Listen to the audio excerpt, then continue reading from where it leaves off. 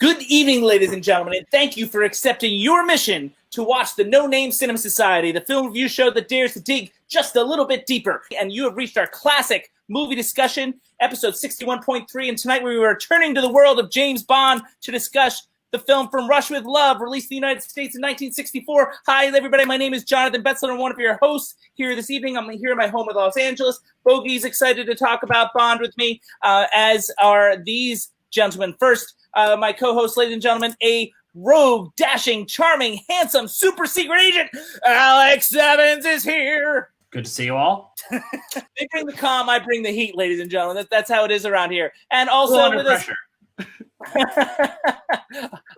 Also with us, ladies and gentlemen, our sidekick and undercover agent on the ground in Long Beach, California, Zach Domingo. Sidekick? I don't like that. I think of you more of like a Miss Moneypenny. No, I don't want to do that either. Okay, Alex does not approve of my humor. Here is the schedule for this, our 61st series of episodes. Tonight, of course, is our class movie discussion From Russia with Love. And Zach will be back with us on Monday with our 45th Sound Off, in which we're going to play the movie game. James and I are going to recast some of our films from 1959. And we're going to count down the top 5 directors working today. That's coming up on the Sound Off, our freeform segment, in just a few days. That's the schedule for the 61st series of episodes. It's time to find out what everybody's drinking. We might have everybody drinking tonight. I've got a Elysian Space Dust IPA. I'm rationing beers here. I'm only drinking for the show. So I got Elysian. And what do you guys got? A martini, shaken, not stirred. Oh, that's very appropriate. Hey. Alex, you win, I think. What do you guys? 805, man. I'm not 805. I like 805. Do you like Elysian? It's a similar kind of taste. I do, yeah. Elysian's pretty good. Not my preferred, though. Either of them, honestly. Cheers to you. Cheers to you all, guys. Thanks for joining us. I'm sure the audience is very excited to hear what you all have to say about From Russia with Love. All right, so now the trivia that I mentioned in the last episode. I said we're reviewing the second film in a series that we discussed partially in episode 19.1 and extensively in a top 5 in episode 19.4. In episode 19.1, we discussed the film Sector as our current film that week, way back in November 2015. That same evening, back when we did all the shows in one night, the top 5 in the Sound Off was the top 5 Bond films of all time. And this film came in at number 2.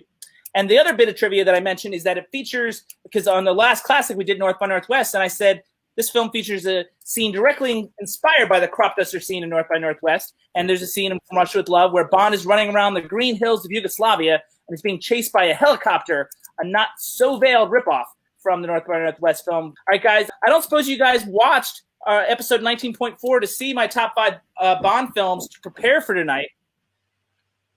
I did not. I thought it was for British eyes only. Good save, I suppose. Are you guys ready for the summary? Yeah. All right, jumping right into it. From Russia with Love. Spectre aims to pit the East and the West against each other by tricking Bond into stealing a Russian decoder machine. Bond takes the bait and travels to Istanbul to rendezvous with his contact, supposed Russian defector Tanya, not knowing Spectre has an agent named Grant watching his every move, a man specifically trained to assassinate Bond once and for all, once Bond has fulfilled his purpose. All right, guys, how was that summary? It's pretty on point. Yeah. Okay, good. Thanks, guys. I appreciate that. All right, it's time for opening thoughts. Let's see who gets to go first. Alex, one sentence. How'd you feel about From Russia with Love? I felt like this was my first time watching this film since seeing all the Austin Powers films, and it was a little hard to take it as seriously as I did the first time I saw it, even though the whole thing was fun. Okay, all right. Austin Powers has colored his viewpoint. Zach. I enjoyed seeing it again, but not as much as the first time I saw it. You were saying it slowly to make sure that you were going to get it in one sentence. Short sentence, I'm doing what the mission called for. That's right. That's what the opening, because we're going to dig deep on this. Before I give my opening thoughts, I always give the screen notes, because we always screen these films at my monthly CMSs that Alex and Zach have both attended over the years. This screening happened on April 17th, 2016. That's right. We've waited 4 years to bring it onto the show. And the audience really enjoyed the film. They felt like it was a little more grounded than James Bond films they'd seen before. Most of the audience had not seen this particular film before. So it did feature some plot holes that they almost found forgivable because it's a Bond film, but less so than what they were used to. And as far as my opening thoughts, I've already announced I've named this as the second best Bond film ever in episode 19.4. I said that. And one of the chief reasons why, as we get into the discussion, is the screenplay. I actually think the plot itself is, I think, what surprised our audience the most. And I feel like it feels less far-fetched than other Bond films that would come after. It's complicated, intricate, and most importantly, mostly believable. It seems to take place in a world we recognize, amidst a Cold War setting that is familiar. The MacGuffin, the decoder, actually makes a lot of sense, as does Spectre's Yojimbo-style plan.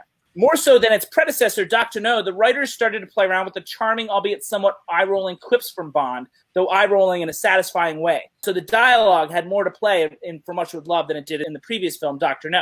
Furthermore, the details within the dialogue added a surprising realism to the piece. Whether it was about Constantinople in the 4th century or gypsy culture in Turkey, there seemed to be extra research at work, which makes the script all that much more rich. As good as a job as the writers did in the first 2 acts in setting up the plot and complicating it in interesting fashion, I do feel like they wrote themselves into a bit of a corner for the 3rd act. They put themselves in a situation where Robert Shaw has to hand Bond all the exposition he needs instead of just killing him when he had the chance. It's the kind of scene that would get mocked today and was a major bump for my audience in 2016. Furthermore, they failed to navigate Tanya's arc in a satisfying way. From a screenwriting point of view, she presumably switches allegiances midway through the film, though we don't know it until she tells us. It's as if the writers figured that we'll just assume that she's going to fall in love with Bond because that's the formula.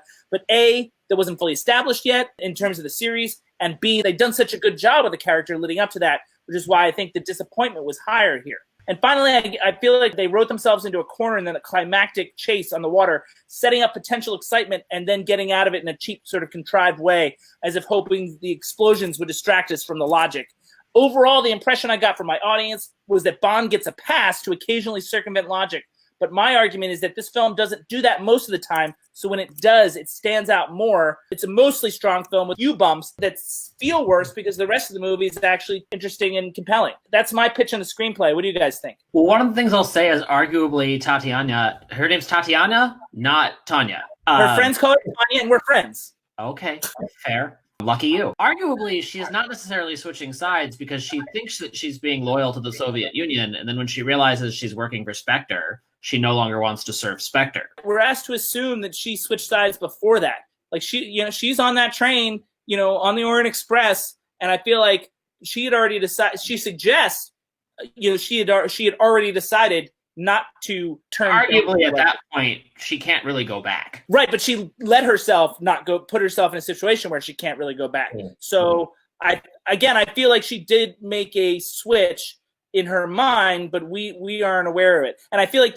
the things that you're mentioning are valid because the screenwriting failed you on that level. Zach? No, actually, I kind of want to go back to that point that you're talking about. At what point do you think she makes the switch in her own mind? I don't know exactly. I do know Bond finds out that she was a Russian agent. She suggests she had decided to defect to England long before that. I don't know when, and I feel like that's a flaw of the film, because I would have liked to at least seen the suggestion of that. I feel like from a character point of view, that it's awfully convenient when she does switch sides, and I wanted to see the potential for that. Yeah, I guess, either way, she's not loyal to Spectre, and once she realizes she's doing Spectre's bidding, she's not down. But when she's confronted by Bond doesn't know Spectre's involved yet. He still thinks it's Smersh, the Russian company. When she confesses to Bond that she had switched, she was not aware of Spectre's involvement. It's a fair point. And believing that it was the Soviet agent who was the Frau Harbisna type character, Kleb. Rosa Kleb! She was just like, you're going to go sleep with this secret agent or I'm going to kill you. Like, that doesn't really inspire a lot of loyalty. That's a fair point. Zach, what were your feelings on her allegiances? I don't know, man. Honestly, it kind of just felt flimsy in general. But I think Alex has a good point that I'm kind of trying to put together in my head. Was there actually a point in which James Bond tells her that it's Spectre? Because that's revealed to him. I don't remember him specifically telling her. That was my point. I said that. Alex made a good point. I'm the one who said that. Okay. He's always taking Alex's side. And as he should. It seems like there was some confusion there in terms of that particular plot point. I feel like we're all coming about it from different perspectives. Anything else that I mentioned about the screenplay? Did you agree that the rest of it felt interesting and solid? Or Zach, you just mentioned that maybe it was a little flimsy. I don't know. Honestly, I feel like I had to kind of sit back and not analyze it so much because I found myself kind of starting to do that in the very beginning and realized that my key to enjoying the movie was to stop doing that. So, I don't know. It just felt like a weird ride that, you know, if I get too critical and think too much about it, then I'm just not going to enjoy it that much. So The audience in 2016 almost suggested that expectations are almost low at a Bond film, but this, in terms of an intricate plot, exceeded it, you know, their expectations to a point. But where the film departed from logic is where, you know, it was unacceptable to them because they expect Bond films to depart from logic even more than this. Alex, how do you respond to that? I mean, I've always enjoyed Bond films, but just kind of take them as they're giving you enough information and just tight enough of a plot to just keep pushing like the spectacle and cool locations and gadgets and girls going, that it's not something meant to be dissected like it's Chinatown. Do you at least see my point? A little more of like a true spy rather than the tongue-in-cheek versions that would come down the line? Kind of see this as the British.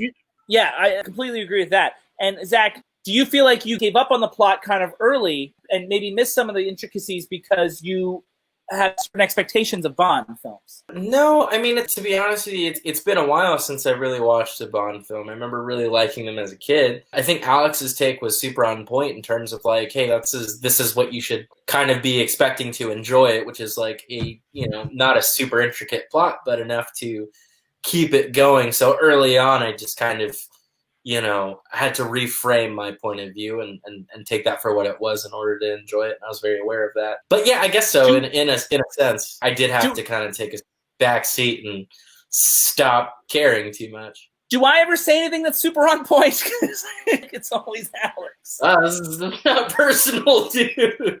JP, I'm brilliant. What can I do about it? I feel like it's very skewed, the balance of power on the show tonight. Zach, do you see what Alex and I are saying about that we do feel like this is more intricate than other Bond films? You know, I don't know, honestly. I don't know if I could. My follow-up question is, where did it lose you? Do you remember a moment that... Let me clarify and say, like, the film didn't necessarily lose me in any sense. I enjoyed it for what it was. It was just more of me having to reframe and take a step back. And it's gadgets and ladies and action and set pieces. There's just enough of a plot. It's been a while since I watched a Bond film, so the initial, like, first 10 minutes, I had to remind myself of that. So I did enjoy it, but, you know, I don't know if it was more intricate than any other Bond film that I've seen, as far as I can remember, but I think it's laid out in a very overt or head-on way, actually, where it's like, hey, or this is our game plan, and you hear that from the villains. And then the first thing James Bond does is when he gets to, was it Istanbul? First thing that they tell him is like, oh, hey, you're on vacation. Just hang out. This is the beginning of this movie. And I think Alex will agree with this, being a history expert that he is. I do feel like that is part of the realistic spy game. Sometimes there's a certain element of waiting involved with espionage, especially when you're dealing with a double agent of some kind. It's actually truer to life than you might think. You're looking at it as it's a contrivance to allow Bond to have fun in Istanbul, but I mean, like, I actually think it had a certain amount of logic to it. Alex, since he trusts every word you say, will you back me up on this? I agree with you, and I thought it was cool that they placed that part of the story in Istanbul. That city really is like it's been like 5 different cities through history. It is the nexus of East and West, where there has been espionage going on there for like 3,000 years. Taking in all the different types of architecture and walking around, I really enjoyed that part of it. And it felt like he's there because he knows he's walking into a trap, and he might as well have fun springing it.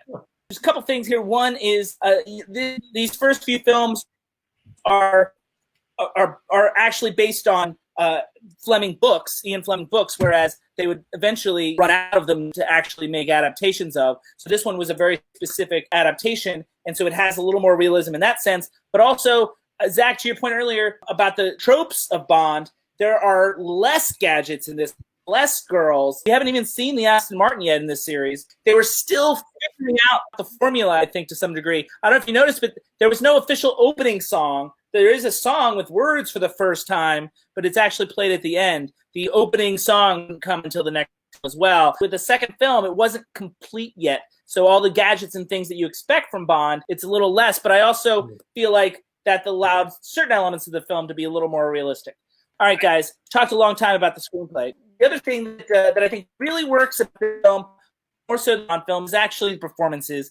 And I mean, we might get an argument on this. I don't know. But I mean, to me, Sean Connery is the best Bond. His charisma and ability to balance intelligent wit, masculinity, romanticism, athleticism really make the movie. And those are the same adjectives I used to describe Alex. He's perfect for this role, Sean Connery, I mean, and would be the template for all their Bonds to come. Many would try to do their own thing, but the fact remains Connery set the bar awfully high. And the audience in 2016 felt like he was the key to the movie. And the fun part is he was also still figuring it out. This Bond is a little darker than the image we're familiar with, and by the next film, he would perfect the balance of humor and heroism even more. Guys, where are you guys at with Sean Connery? I agree with you that he's the best Bond, and I would say if you ask every other Bond actor, other than maybe George Lazenby, they'd all agree with you. George Lazenby, I think, would be on board with that too. Zach, Sean Connery. No, I think he's awesome. You made a point earlier. Maybe it's muted. It feels in some ways subtler, because he's cool, but he's also like he definitely has some silly lines here and there. But he feels cool. He feels cool. That was Zach almost agreeing with me. You said he was the best Bond, Alex. What about him in this film in particular? The formula for Bond hasn't been fully discovered yet, and I feel like he was having some fun with developing the character himself as an actor. He's not just playing James Bond yet. He's still Sean Connery doing the work as an actor to create a character, as opposed to having a formulaic character pre-made for him walking into it. And it wouldn't be until Timothy Dalton, when he took over in 1987, Dalton actually started to try and get underneath the character in a methody kind of way, which are results that I like, but the audiences didn't connect with it as much. It's the balance, I think, and Dalton had the seriousness down. Connery was able to balance the humor and the tongue-in-cheek with elements of seriousness. What about this claim that the audience made in 2016? They felt like he was the key to the movie. How do you guys feel? Does that fly for you guys? He's 007. Of course he's the key to the movie. Yeah. Fair enough. Okay, so that brings us to Mr. Robert Shaw. And I've said this before, that it's the second best Bond film, and largely because it has the second or third best villain in the Bond franchise. Robert Shaw doesn't really even say a word for the first 3/4 of the film, but he doesn't need to. He's such a presence. He exudes a quiet, almost robotic menace. No histrionics, no mustache twirling, and I think he takes a poorly written scene where he's forced to regurgitate exposition for Bond's benefit, and he makes it work better than most would. It must have been painful, but he made it work. He's more grounded, feels more real than many Bond villains to come. And he would go on to have a successful Oscar-nominated career. We talked about him during our 1966 review for his work as Henry VIII and A Man for All Seasons. And you guys probably know him best in Jaws as Quint. Robert Shaw, also known as Grant in the film. In this film, I found it interesting that he looks a lot like Daniel Craig. I had the same thought, and I think that there's a connection there. Obviously, when they cast Daniel Craig, I bet you that was something that was discussed and thought about potentially. What if Bond were a brute like Grant? I think the stoicism that he brought to it, that had a little bit of just a wry smile underneath it, that kind of the absurdity of the Spectre training grounds. And once they get to him getting oiled up and Kleb punches him in the gut, he made it work that I feel like it very easily could have been hammed up, and him just committing to being the straight man in that scene pulled off the comedy while maintaining the dramatic arc, pushing the story forward.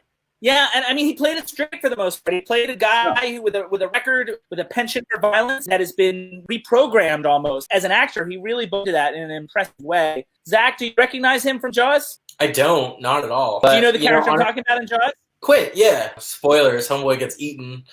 Robert Shaw does not fare well in many movies. He doesn't, apparently. What do you think about him in this film? I felt like through most of the film, I didn't really care until there's a point when, because for most of the movie, he's just kind of off in the background, which I think is really cool. But it's when you kind of get his more intelligent and conniving side, specifically on the train. That's when I was like, okay, this dude's pretty friggin' cool. And, I actually really love this moment because they kind of circle a bunch of things back. But, you can't actually hear what they're saying, but he takes out his cigarette case and talks to Sean Connery, presumably saying the key phrases that they have. And that's when it was like, oh, that's really dope. And then also just like even before that, just that whole scene leading up to it where you can see him in the background on the train, kind of listening in, was, yeah, I don't know. That I think all of that really made me love him. Thought he was great, played the character well. That brings us to the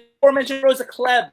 Lada Lenya, our largely female audience back in 2016, was really excited with this powerful villain / henchwoman. Lenya brings a lot of gravitas, I thought, to the role of Rosa Klebb. It could have been really silly, and I feel like she adds dimension and detail to this otherwise flat character. She's always been a great actress and singer. I think she's really good here. Guys, anything on Rosa Klebb? Lada Lenya. I enjoyed her.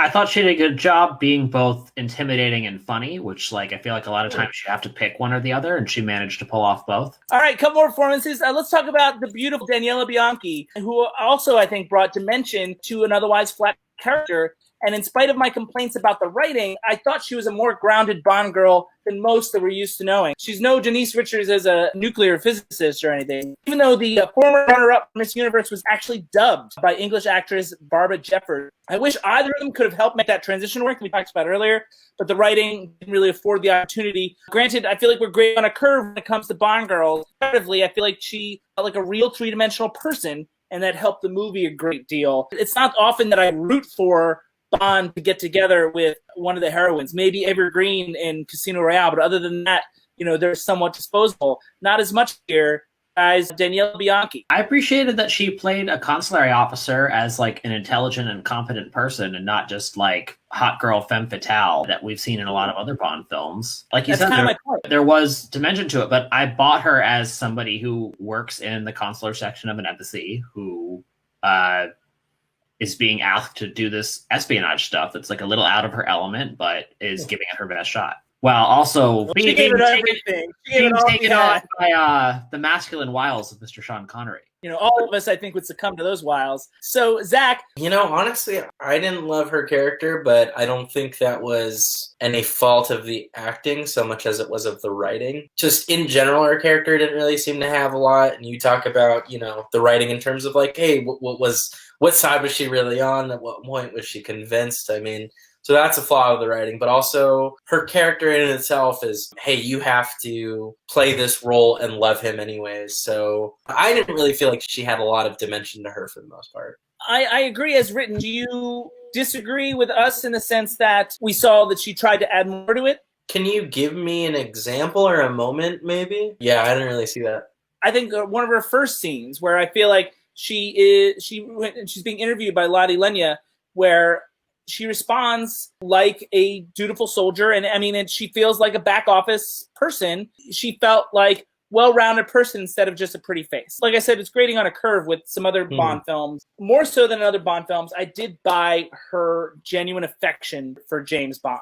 In moments when they're on the train and they're supposed to play husband and wife, she was very charming in how that made her feel. Like I feel like she really connected with the idea of being married to him and really relished it, and I sensed that from her performance. Does that make sense? It does make sense. I think honestly, I was, I think you obviously have to take this film as a product of its time. I mean, it came out like 64, 68, something like that. It was released in the UK in 63, America in 64. Yeah. Okay. So and it's a very early Bond film. So I think maybe she really helped set the framework, like you say, for later Bond girls, but for the most part, it felt very, I don't know, she kind of felt like a bit of a bimbo, Yeah, straight up, even on the train. It's been a long time since we've heard the word bimbo on this show. Bringing it back, man. Bimbo suggests a lack of intelligence, and that's fine if you felt that, but did you feel she was just the Bond girl pretty face? I feel like Bond girls, after Goldfinger anyway, get decreasingly intelligent, with some exceptions, of course.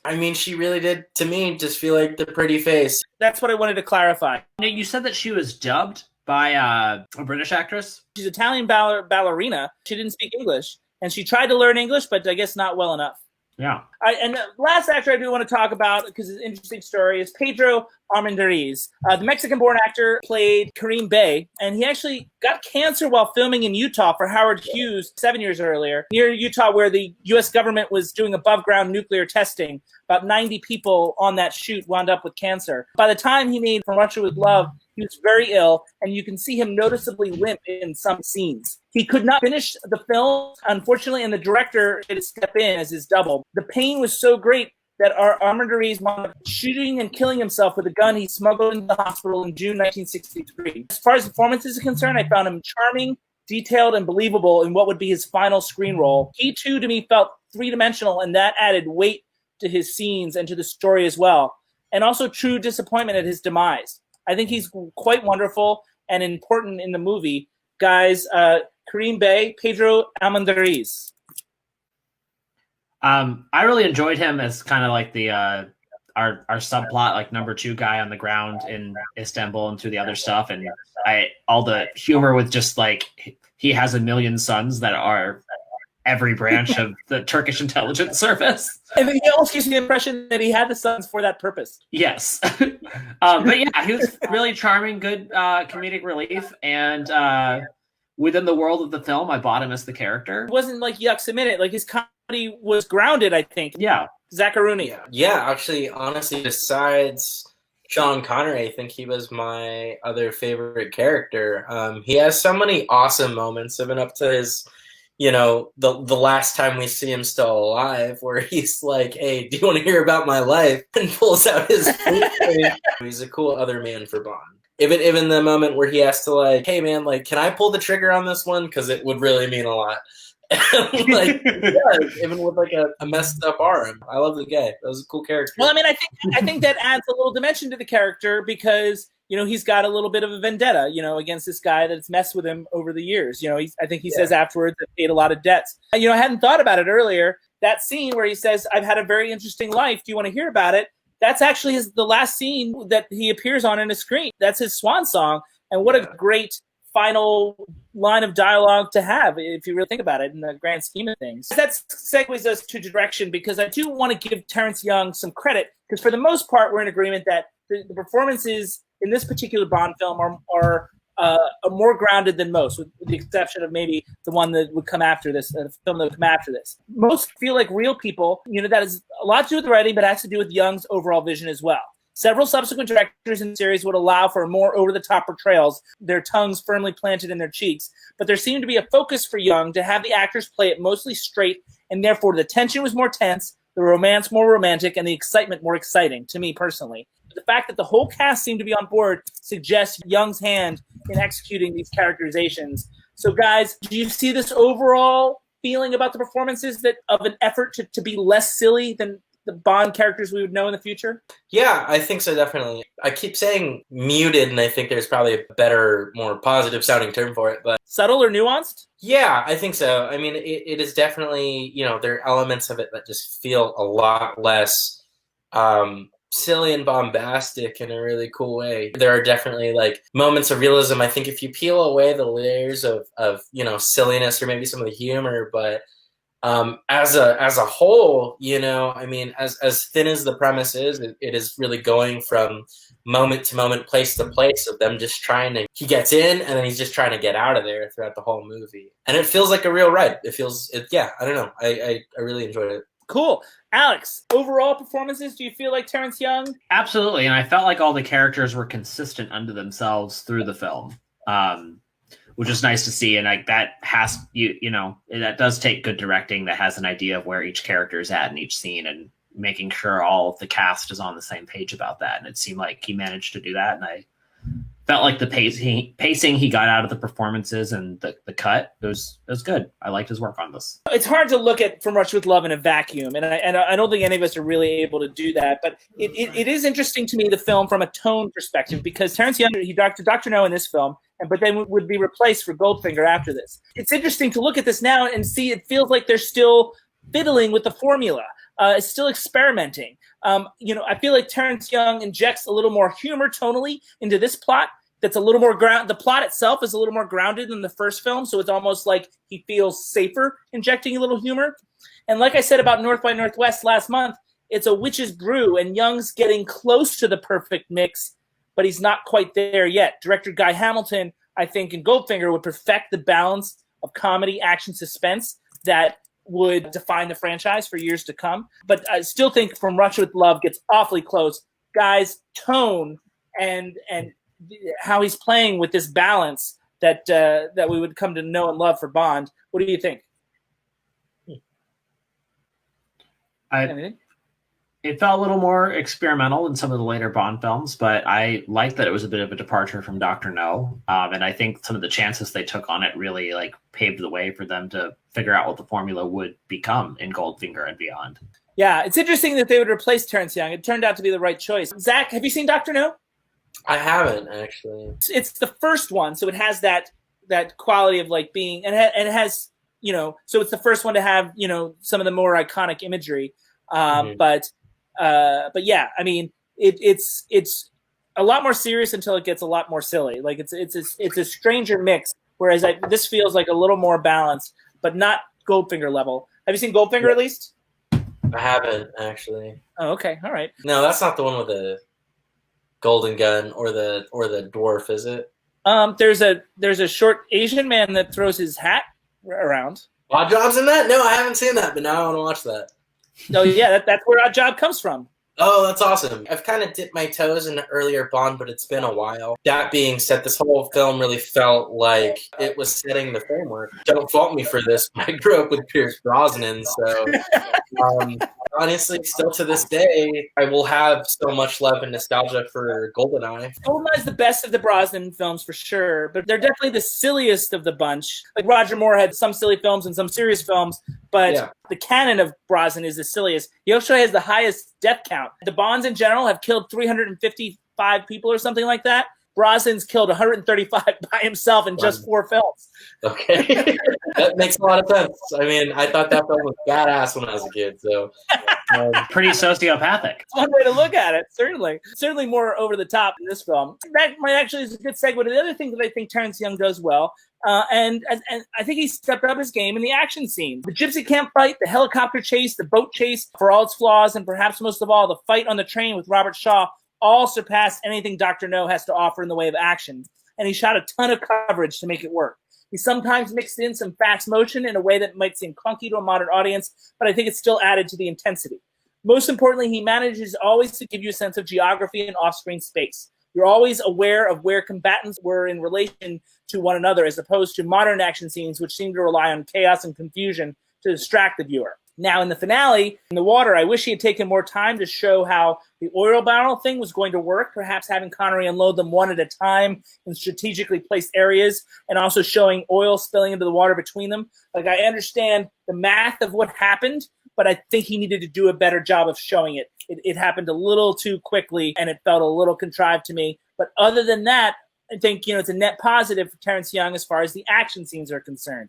Alex. I've been watching a lot of 50s films the last couple weeks, and just having that as a context, I thought the fight choreography on this was really spectacular. Back to the 2 women in the gypsy camp, I thought they did a good job with their choreography. I kind of got the impression they're both dancers as well, so that's probably why they were good performers for all of that. Since that's all they had to do in the movie, they rehearsed that for weeks.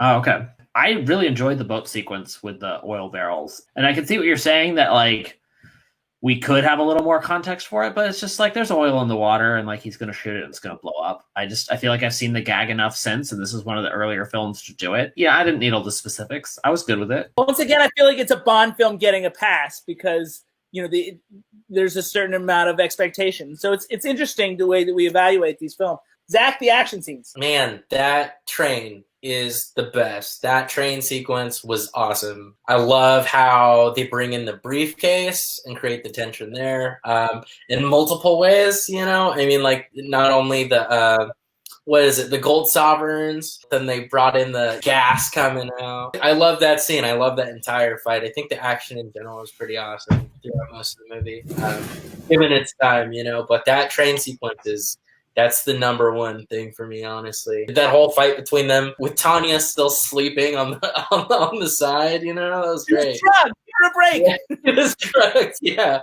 Interesting that he should choose the drug her and not him. Like, think about that logic as well. Yeah. Zach, the train fight to me is the iconic thing from this movie. It is the best action scene in this movie to me. I agree with you there. In preparing for tonight, I watched some stuff on YouTube where they were counting down Bond moments and stuff like that. That train sequence always ranked very high, that fight with Robert Shaw. It's fun to see two dedicated actors really going at that, because there's also, like, they were skilled but not super skilled, like martial arts skill. There was something happily clumsy about it too that I liked. Yeah, it felt gritty. It felt like two dudes just trying to kill each other on a train, you know? Yeah.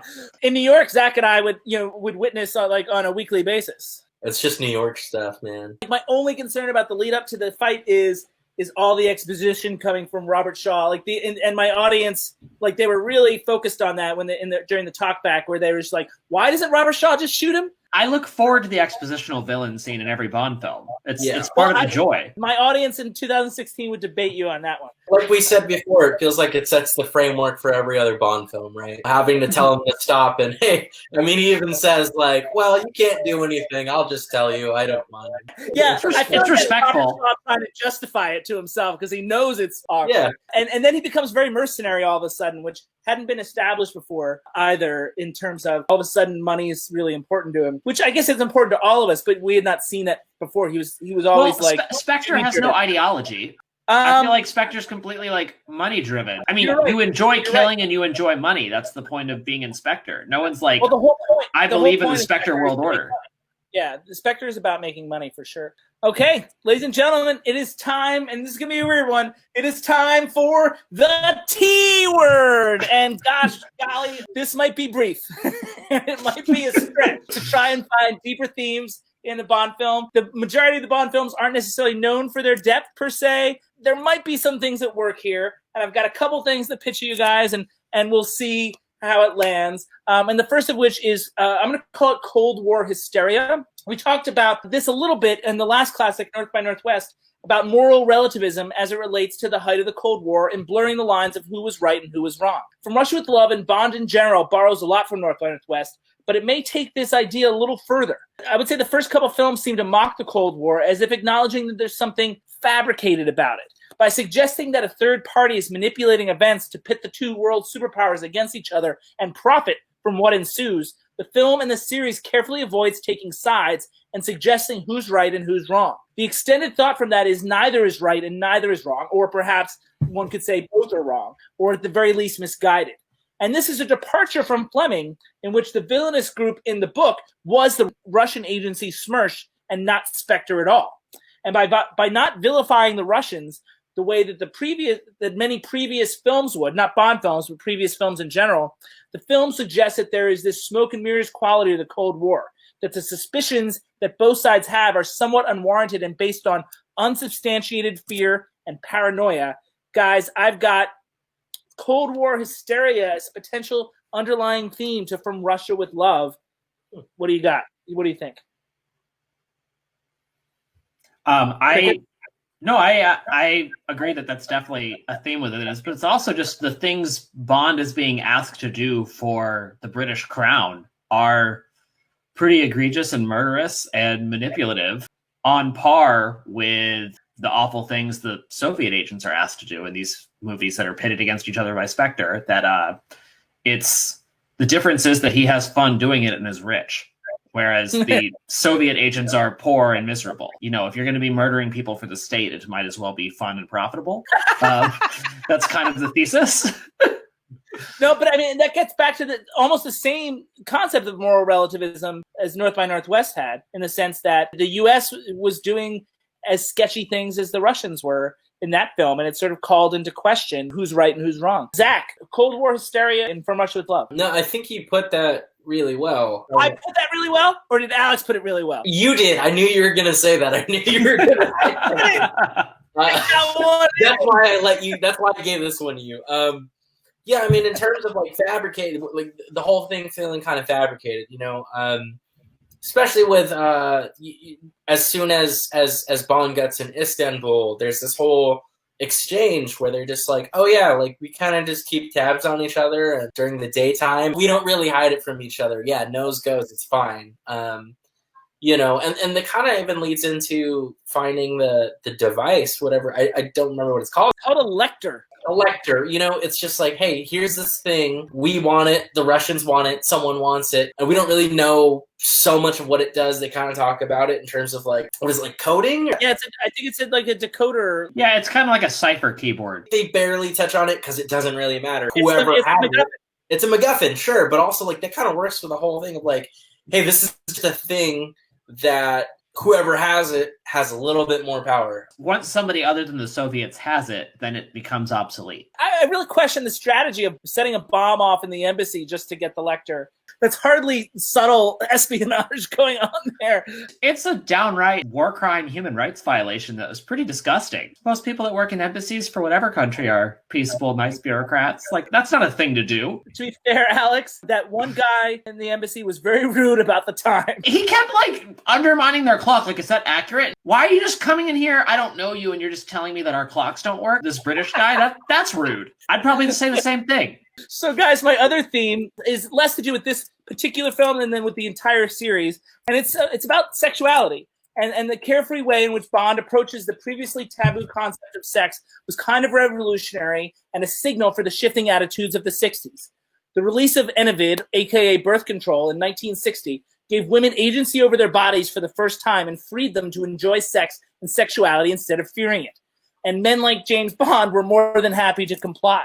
The question sometimes comes up about sexism as it relates to Bond, and certainly if one is frustrated with the objectification of women by the filmmakers, that might be valid. However, I'm not sure the criticism extends to Bond, the character himself. He treats his women well and never promises them anything. It's as if they accept the kind of relationship they're going to have with him and are willing participants. Now, misguided male audience members may have misinterpreted this to suggest that women are disposable, but I don't think the film or series really suggests that. I would say, however, that the films do help to remove some of the stigma connected with the cultural exploration of sexuality. In other words, it's not only offered us a glimpse behind the Iron Curtain, but the lace curtain as well. And I made that up. Ladies and gentlemen, sexuality as it relates to James Bond from Russia with Love. I think he's very ahead of his time as an ethical non-monogamist. Which Alex and I both are. Zach, are you an ethical non-monogamist? When the time is right, I mean, I am, but the numbers don't really show that much. So, Zach, what do you think about sexuality in this film? I think you have a good point saying that Bond is the character itself is generally not sexist in that way.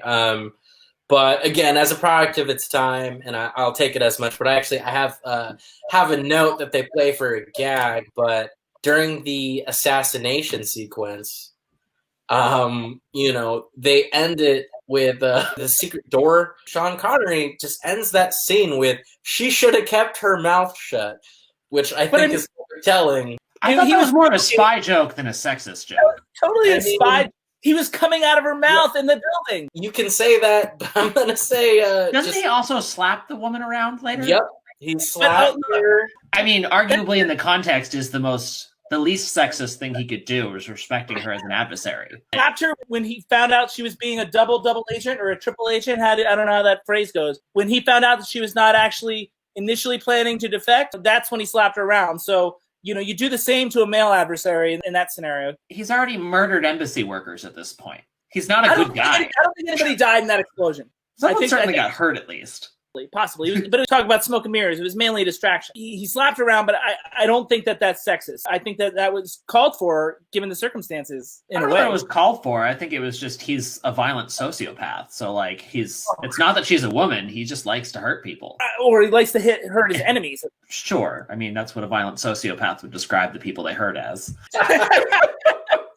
Except, I mean, you're talking about enemies of the state. You're talking about an enemy agent at this point. Whatever you want to say. I don't go around hurting people. It's not my thing. But you're not a spy, as far as I know. Yeah, that's a conscious choice of mine. So, but if you do choose to be a spy, there's a certain amount of uncomfortable work that you might be required to do if you choose that life. Zach, you are a spy. I wonder if this is how you feel about it. I mean, you do what you got to do. That's exactly my point. All right, guys, I'm going to move on. Zach, you good?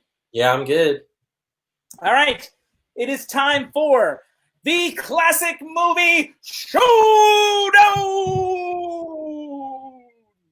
Gave myself a little vibrato on that. This is where we pit two films against each other in NCAA style brackets. And to help explain it to you a little more, ladies and gentlemen, here is Alex to once again read the rules. So these are the rules for the Classic Movie Showdown here on No Name Cinema Society. Number 1, seating criteria varies from bracket to bracket. Number 2, films at JB hosted screenings need to be 15 years or older. That means from 2005 or before. Number 3, voters are eligible if they see both films within a 12-month period. Number 4, voters must see both films in JB's presence. Number 5, JB is ineligible to vote, but like the Vice President in the Senate, he breaks ties. He did that last month, too, with the Vice President of the Senate. Thank you once again for reading the rules for us. And tonight, ladies and gentlemen, we're doing the 60s bracket, which is the only bracket that is fully completed. It took 8 years to do, but the first round is fully completed. And this is a first round matchup. So that's at least 64 screenings over a 8-year period. There are 4 Bond films that have made the 60s bracket due to the financial success of the films and the cultural impact they continue to have. So From Russia with Love is a number 8 seed on the 60s bracket. So Alex, what does it go up against? What number seed? Is it a number 9? It is number 9. Look at you. An 8-9 matchup, the closest possible matchup you can have in the first round. Ladies and gentlemen, From Russia with Love goes, and I do want to say also that this is a double feature. So this is not a film that we talked about in the show earlier. So here is From Russia with Love versus La Dolce Vita. Number 9 scene, La Dolce Vita, from director Federico Fellini, released in the United States, I think, in 1961. And as I said, it was a rare chance to do a double feature. And so the same audiences sat through this film and La Dolce Vita on the same day, April 17th, 2016. Alex, have you seen La Dolce Vita? I have, but about 11 years ago. Zach, have you seen La Dolce Vita? Yes, I have. So, Alex, you voted on many of these brackets over the years, so you know the drill. You know your own criteria, whatever it is. From Russia with Love versus La Dolce Vita, based on your experience, what would you choose? I think I'm going to go with La Dolce Vita. Okay, do you want to say why? I don't know. It's just a gut feeling. I really like both films. I understand that they're right next to each other, but I don't know. I just feel a little classier watching it. And that's important. Zach, La Dolce Vita versus From Russia with Love. My vote is for La Dolce Vita as well. I enjoy both films, but for me, what's important is, like, what do I take away after, and what feels like it still has an effect on me afterwards. It's not From Russia with Love, which I love, but not as much as La Dolce Vita. So again, this was a double feature, so we watched both films the same day, which is why we're only reviewing one of them at the time. And they did not participate in the vote. It already happened again. So with Russian Love, even though these guys prefer La Dolce Vita, the audience may not have. I will reveal now the winner from that day in 2016. The winner was La Dolce Vita. The number 9 seed does move on. It was a fun kind of screening because the audience had not heard of or seen the film before, and for them it was unlike anything they had ever seen. While some felt frustrated that they didn't always understand the film, almost everyone was consistently compelled by it. It also sparked a discussion and deconstruction that lasted hours, whereas the discussion of From Russia with Love did not last that long. It was clear that it was a film the audience was going to be thinking about for a long time, even if they didn't love it. So similar to what you guys are saying, by sheer depth and style, La Dolce Vita felt more vital and more important to the audience back in 2016. Guys, La Dolce Vita moves on. We will do the second round matchup of whatever it goes up against in a future show. So guys, with that in mind, how do you guys react? You guys agree with the audience? La Dolce Vita wins. Good for the audience. Glad they're on the same page with me. Zach, reactions to the La Dolce Vita win? We're all a little bit classier. True. It's true. Although one could argue that the classiest of us all is Mr. Bond himself, if you really think about it. Closing thoughts, Zach. Going back and rewatching that movie, it was great. It really sets the framework for everything, and kind of semi-tangential, but I think Bond films in general really set themselves up in a really interesting way, kind of pacing and plot-wise, where they translate really well to video games, actually, to the point where From Russia with Love was also turned into a game. In 2005, it was turned into a game. Yeah, and that game actually did really well, as did GoldenEye, which are two huge games. And, like, you know, if you're into any of that, those are pretty cool names. But, you know, in terms of the pacing and how everything kind of is laid out, the ride itself really feels that way. It's a good ride, and it sets it up for the future. Also, that briefcase is awesome. I want that briefcase. That briefcase is super useful. Well, and he's got more great gadgets to come. Alex, closing thoughts. I just want to go train on Spectre Island. It just looked like a great summer camp program, running through burning buildings and shooting guns and doing martial arts. Like, it was really cool. I'd like to hang out there. If I got in shape from doing the Spectre workout regimen, I'd be fine with that. That whole sequence of the training facility was based on the training facility in Spartacus. They used that as a framework, which came out 3 years earlier. I rewatched Spartacus a couple months ago, and like it did feel like the gladiatorial training. So, ladies and gentlemen, the No Name Cinema Society will return. Our next classic, this is the trivia for our next classic. Our next classic is going to be what might be the most quoted film of the 1980s.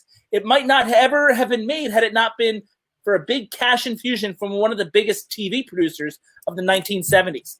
Next up, however, will be our sound off, our 45th sound off. Zach will be back for that. We're going to do the movie game. James and I are going to recast some of our films from 1959 with modern actors. And we're going to count down our top 5 directors working today. So that'll be interesting, top 5. And that's coming up on Monday night. All right, ladies and gentlemen, say goodbye to the audience, Zach and Alex. Thanks for joining us. And with that, ladies and gentlemen, this meeting of the this meeting of the No Name Cinema Society is adjourned.